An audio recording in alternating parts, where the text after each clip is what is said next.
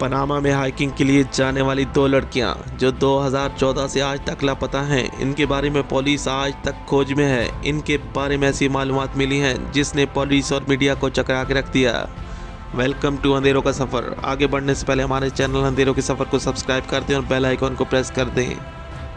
21 साल Chris Cramer और 22 साल लिसेन फ्रोन दोनों स्टूडेंट थी। नीदरलैंड की यूनिवर्सिटी में एक साथ थे। वो बेस्ट फ्रेंड थी। यूनिवर्सिटी में कुछ दिनों का ब्रेक था। दोनों घूमने के लिए पनामा आ गई। वहाँ एक रिजॉर्ट में ठहरी हुई थी और वो एक सोशल एनजीओ के लिए काम कर रही थी। जिस जगह ये दोनों ठहरी हुई थी वो क्यूट पनामा का इलाका था। 1 अप्रैल 2014 मंगल का दिन था। सुबह के 10 बज रहे थे। इन दोनों ने प्लान किया कि वो हाइकिंग के लिए सामने वाले पहाड़ पर जाएंगी और कुछ फोटोग्राफी करेंगी। ये दोनों अपने होटल से निकली और पहाड़ की तरफ रवाना हो गईं। अब ये दोनों लड़कियां पहाड़ पर पहुंची तो मुख्तलिफ जगहों की तस्वीरें लेती रहीं और अपनी हाइकिंग ट्रिप को यादगार बना रही थीं। ये दोनों पहाड़ के मुख्तलिफ एरिया से गुजर रही थीं और जहां जहां से पहुंच रही थीं वहां की तस्वीर इनके मोबाइल फ़ोन पर मौजूद थी। दोनों के पास अपने मोबाइल फ़ोन थे। एक के पास सैमसंग और दूसरे के पास आईफोन था।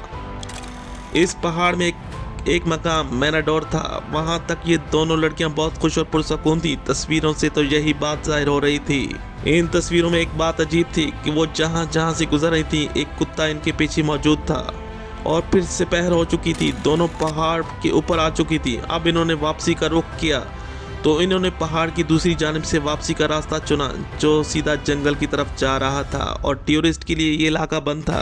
दोनों बेखबर थीं कि ये वापस नहीं बल्कि जंगल की तरफ निकल आई हैं और ये दोनों एक गहरे जंगल में आ चुकी हैं। इन्होंने वहाँ कुछ तस्वीर ली।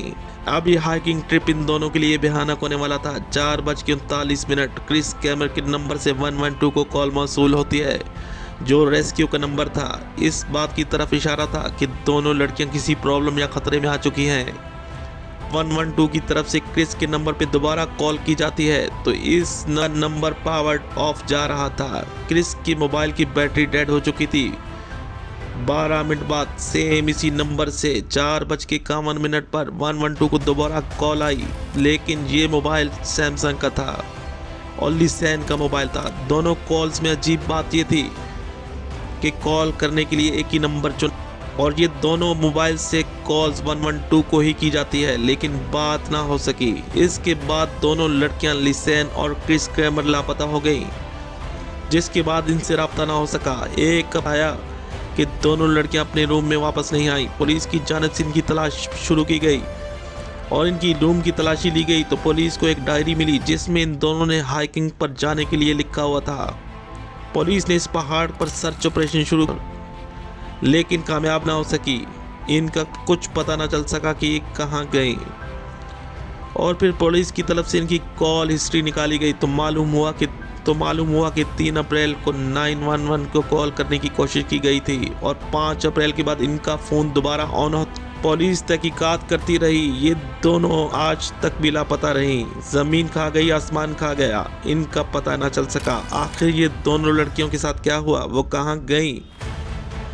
और फिर 6 अप्रैल 2014 को 77 बाद इनके मोबाइल फ़ोन से 911 को कॉल करने के लिए कोशिश की गई थी। मतलब ये 6 अप्रैल से 11 अप्रैल तक दोनों लड़कियां जिंदा थीं और फिर 11 अप्रैल को इनका फ़ोन ऑन होता है जो 11:56 पर बंद होता है। तकरीबन 9 हफ्ते बाद पुलिस को एक कॉल मौसूल होती है जिसमें कहा जाता है कि दरिया के किनारे एक शूज़ मिला है जिसमें इंसानी पाँव मौजूद है।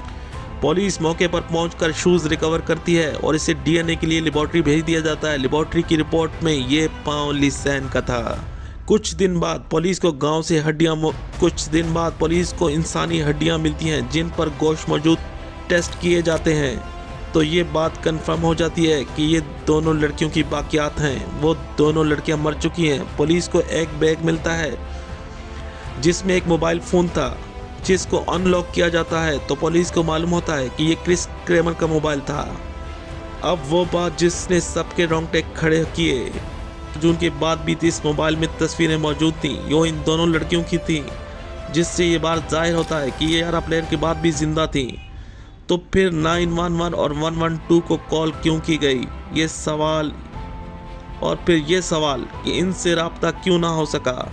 ये दोनों हड्डियां मिली वो किसकी थी। और ये दोनों लड़कियां अब कहाँ हैं? ये तमाम तर सवाल पुलिस और मीडिया को चकरा के रख दिया। कैसे कोई मरने के बाद भी इस तारीख की तस्वीर इनके मोबाइल फ़ोन पर मौजूद थी और इन दोनों की मौत आज तक एक मिस्ट्री बनी हुई है। आखिर ये दोनों कहाँ हैं? अगर मर चुकी हैं तो इनके साथ क्या हुआ? ये थी क्रिस क्रेमर और लिसेन फ्रॉन।